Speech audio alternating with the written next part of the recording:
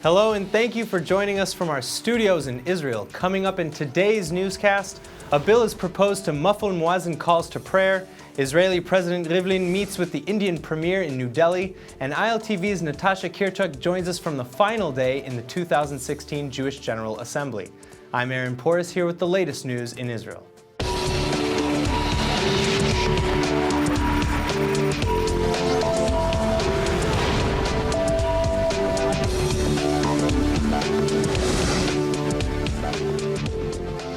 There's been a furious response from the Palestinian Authority to Israel's proposed bill that would require mosques to lower the volume of their Muazzin loudspeakers during call to prayer and comply with municipal noise restrictions. Palestinian Authority President Mahmoud Abbas's spokesperson claims that the measure could drag the region into a catastrophe. Ramallah is also threatening to bring the issue, which they deem to be a completely unacceptable Israeli escalation, before the UN Security Council and other international organizations. The legislation has so far only been approved by a ministerial committee and has yet to pass the Israeli Knesset. For some time, there's been a lot of complaints from the public over how loud the Muslim clerics known as Muazzin call worshippers to prayer each morning just before dawn. שפנו אל האזרחים, לכל חלקי החברה הישראלית, בני כל הדתות, שקובלים על הרעש, על הסבל שנגרם להם מרעש עודף שמגיע להם מכריזות בתי תפילה. ישראל היא מדינה שמכבדת את חופש הדת של כל הדתות, וישראל גם מחויבת להגן על מי שסובל מעוצמת רעש יתר של כריזות. כך נהוג גם בערים רבות באירופה. כך נהוג גם במקומות שונים בעולם המוסלמי, ששם הגבילו את עוצמת הכריזה מתוך התחשבות בכלל התושבים. אני תומך בחקיקה ובאכיפה דומה במדינת ישראל. While the bill's critics are arguing such restrictions would infringe on the Muslims' right to freedom of worship, most supporters of the bill claim that they're just trying to get some sleep. Israeli President Reuven Rivlin's visit to India has set off to a productive start as he and Indian Prime Minister Modi met to address India-Israel cooperation on a number of issues. President Reuven Rivlin kicked off his official visit to India by meeting Prime Minister Narendra Modi in New Delhi. Rivlin is the first Israeli president to visit India in nearly 20 years, which signals a strengthening of the friendship and cooperation between the two nations. Modi emphasized the need to work together against the challenge of terrorism, and Rivlin pointed to strong economic and diplomatic ties between the two democracies. We agreed to intensify our cooperation to combat the forces of extremism and radicalization that threaten all peace-loving nations. We also prioritize practical and specific engagements such as in the cyber domain. We noted the strength of our growing defense partnership and agreed on the need to make it more broad-based through production and manufacturing partnerships. As we mark 25 years of our diplomatic relation, this is not just a partnership that we talk about. This is a partnership which is making a difference for Israelis and Indians in the water we drink, in the food we eat, in the technology we use, and many important areas of our lives. Israeli Deputy Minister Ayub Kirac is in hot water today after publicly disclosing information about a security-related incident. Most details about the case that Kirac publicized are under a heavy government gag order, but what we can tell you is that the Likud politician posted something on his Facebook account last night that sparked immediate backlash. One angry senior government official is even claiming that the released information, quote, endangered human lives. The Deputy Regional Cooperation Minister immediately removed the post, but not before it was seen by the people, including journalists. Kirac insists that the case was not under a gag order at the time, and that the issue under discussion was originally a civilian matter that he responded to responsibly as a public servant to the personal circumstances that were presented to him. Israel has a military censor who restricts the publication of sensitive material. The office will only let us tell you that the case concerns involvement of the Jewish state, quote, in an undisclosed security-related matter. U.S. President-elect Donald Trump reportedly has great empathy for Israel and has a number of key Jewish people in his family and inner circle. But the Times of Israel editor David Horovitz told ILTV's Steve Leibowitz that the key to the Trump presidency regarding Israel is whether or not Trump actually proves to be a reliable ally. There were very major supporters. Sheldon Adelson, of course, is far and away the most significant. I think an awful lot of the Orthodox American Jewish public may have voted for Trump. And he, of course, has always said, loves Israel, has Jews in his family, very proud of that Jewish connection. A lot of people are going to be building lots of new relationships here, or trying to build new relationships. Again, let's see how it plays out. Well, Jared Kushner has a son who's Jewish, and he and his wife, of course, have a son, and she converted to Judaism.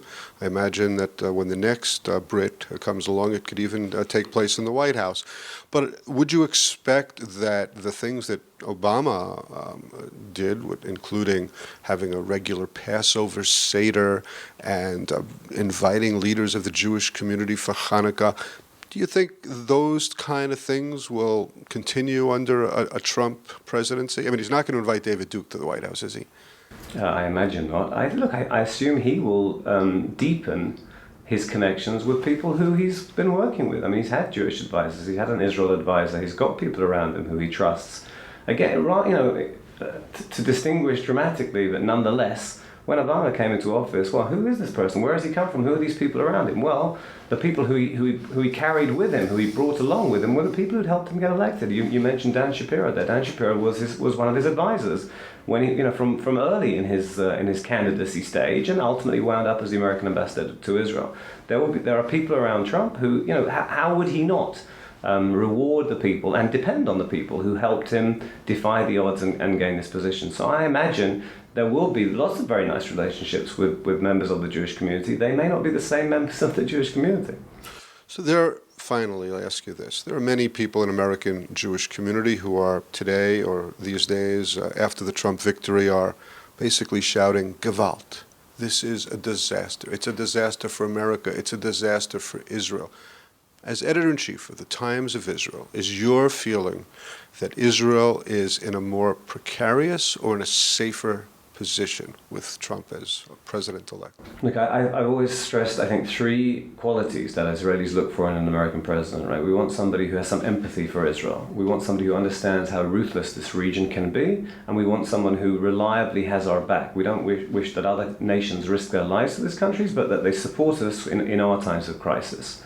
I don't think that you can credibly argue against Trump having certainly the first two of those qualities. Empathy for Israel, I think that's pretty clear, and understanding of how dreadful people can be in this part of the world, also absolutely.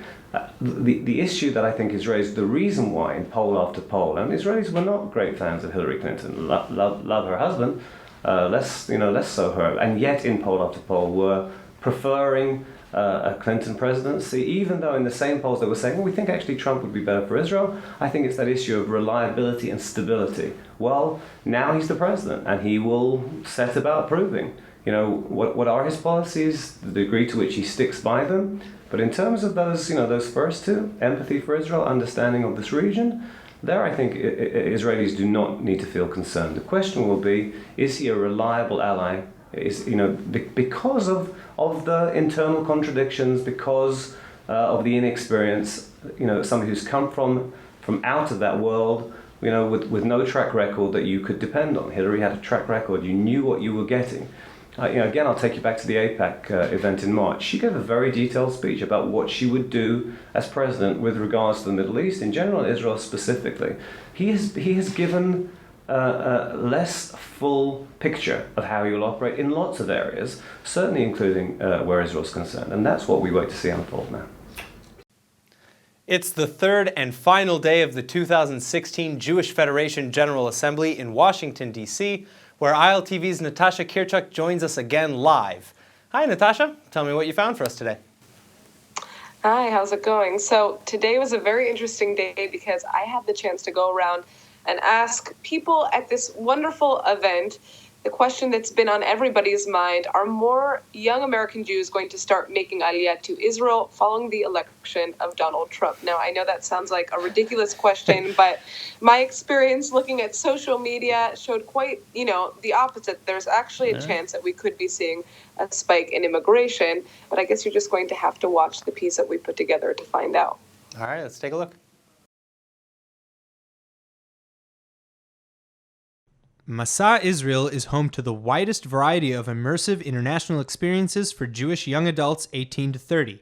Find the right study abroad internship, service learning, or Jewish studies program to help you grow as a person, a professional, and a leader, while also developing a robust global professional network that includes Israelis and Jews from around the world. On November 9th, 2016, my Facebook became a battle zone. Republican candidate Donald Trump's election victory had shaken the core of the United States, and social media was experiencing the brunt of it. And the Jewish American community was perhaps one of the most vocal groups to come out against the results. 70% of American Jewish voters had supported Hillary at the polls, with a mere 25% in favor of the now president-elect Donald Trump. So naturally, one of the most common responses to the electoral outcome on Facebook looked a little something like this.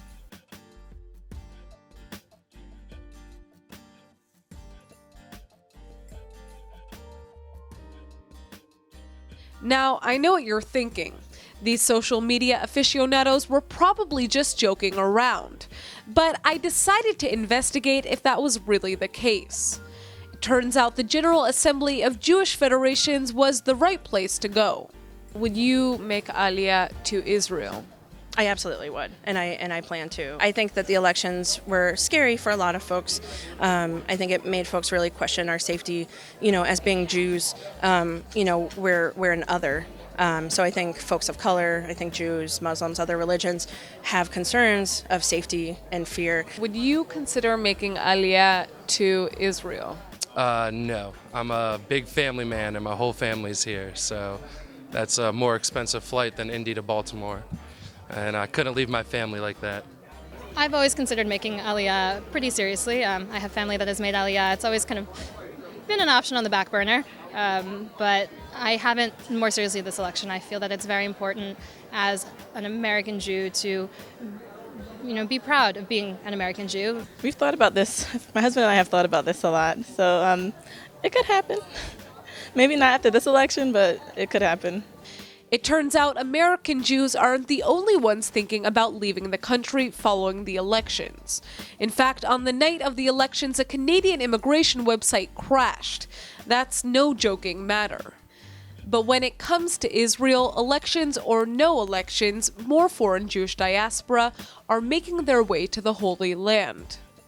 In 2015, more than 30,000 Jews immigrated to Israel, the biggest record in 15 years.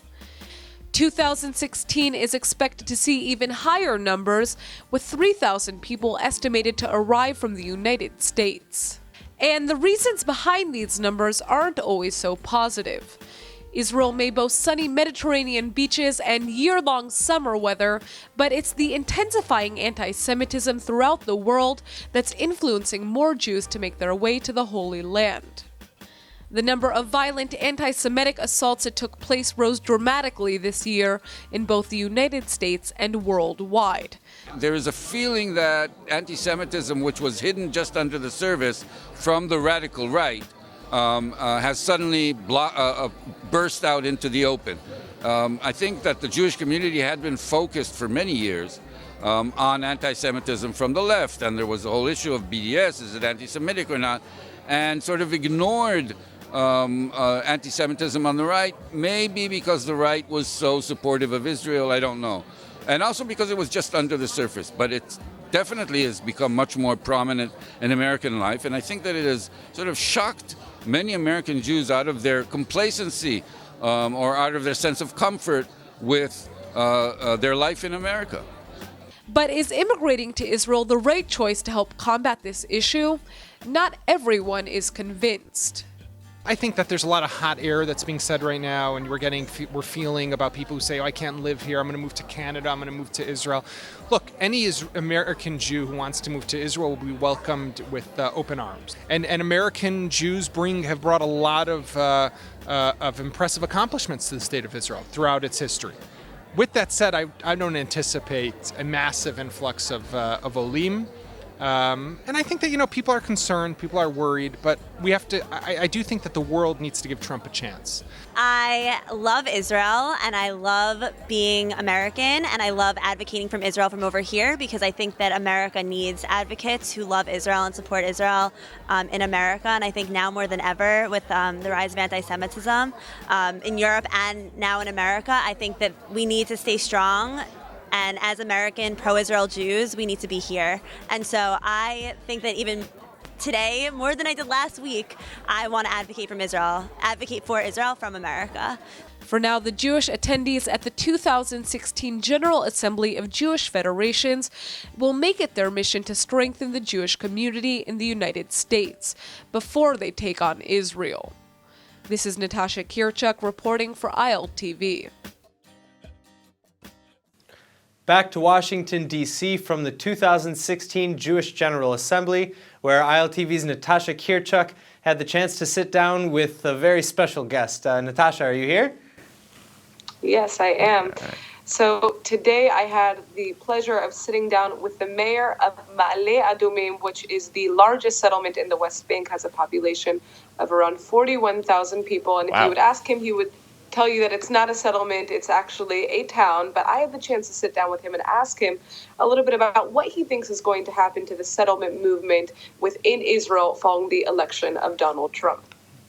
There's a very strong movement to annex Ma'ale Adumim, and considering the new political environment with the Trump administration coming into power who support settlements, do you think this would be a good time to annex Ma'ale Adumim?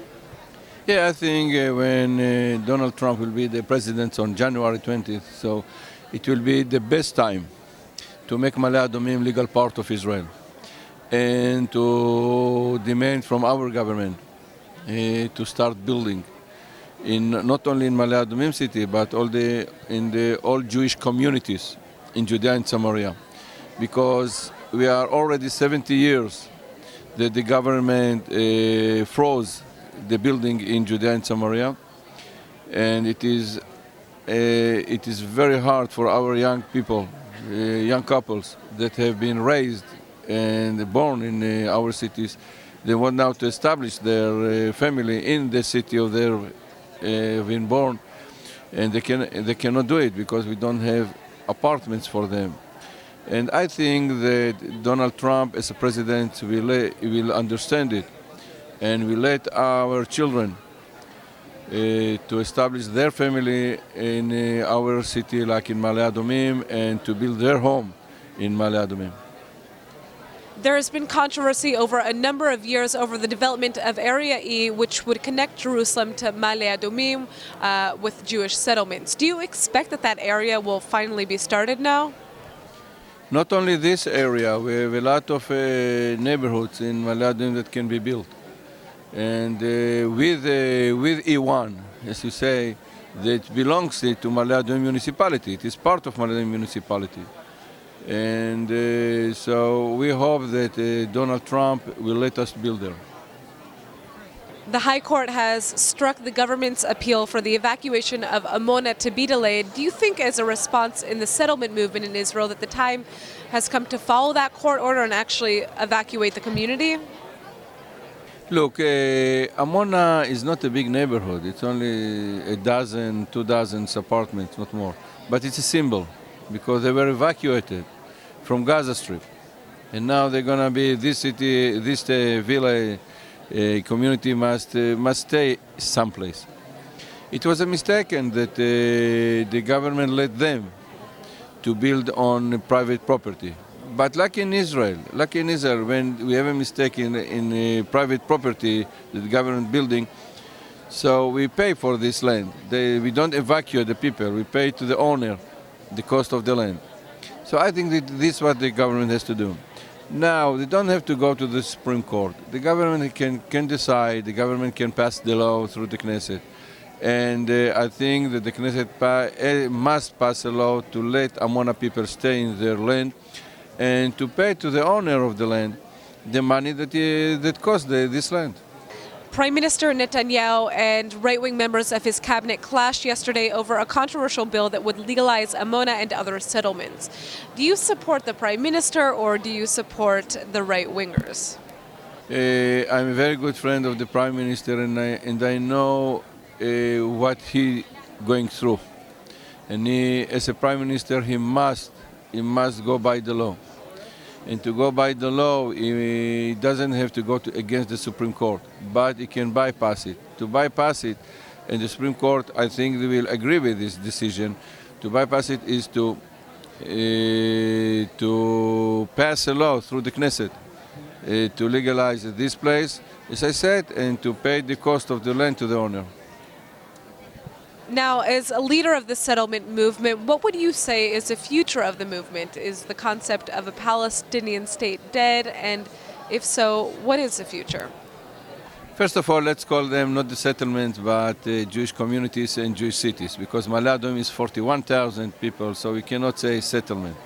And we have some other cities like Beitar Illit, Modi'in Illit, that each of them is 50 to 60,000 residents, each of them. So, right now we are 450,000 Jewish people in our communities, and this going and growing all the time, and we can be there in a decade more than 600 or 700,000 residents, Jewish residents in Judea and Samaria.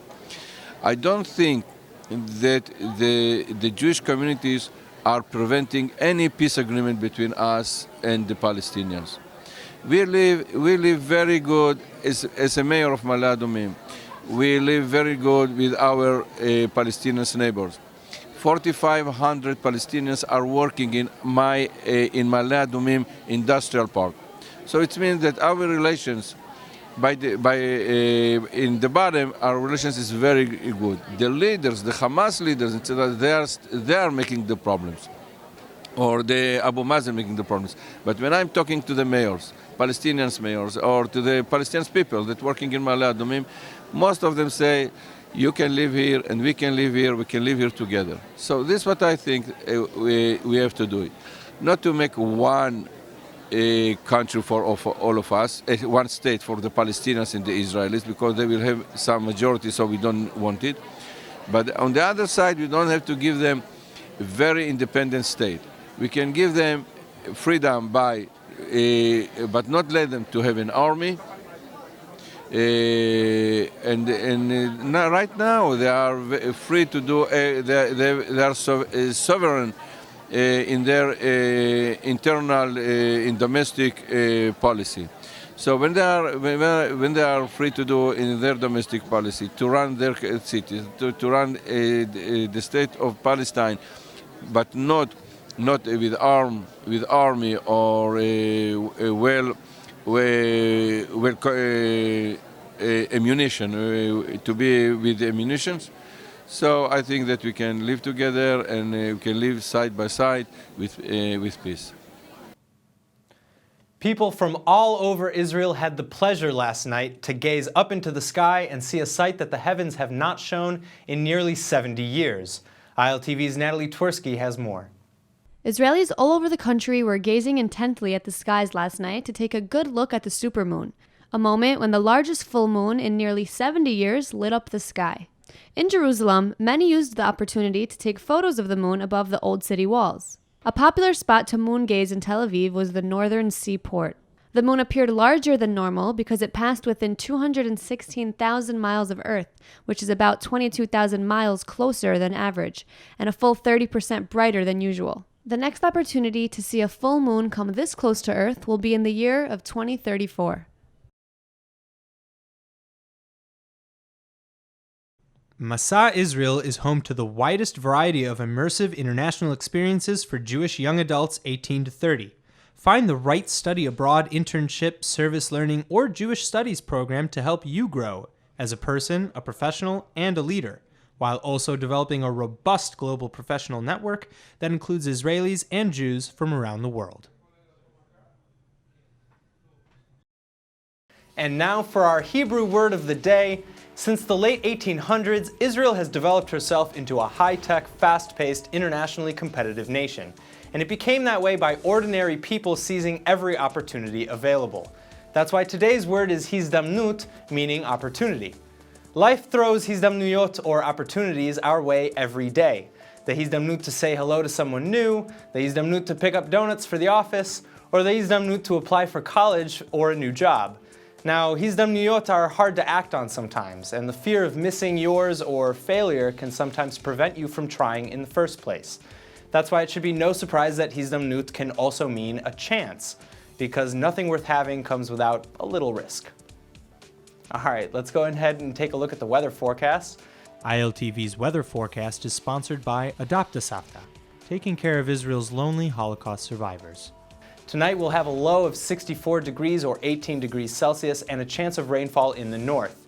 Tomorrow should be partly cloudy with an additional drop in temperatures to a high of 71 or 22 degrees Celsius.